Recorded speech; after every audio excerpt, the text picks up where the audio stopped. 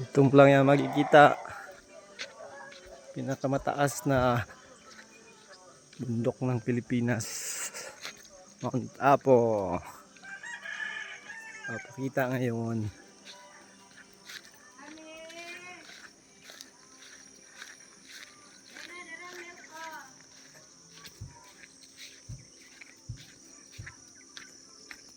Yun po ang sentro ng Magpet.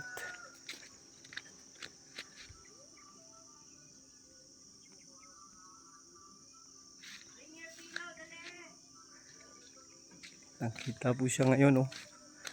Yung ng Mount Apo. Pinakamataas na bundok ng Pilipinas.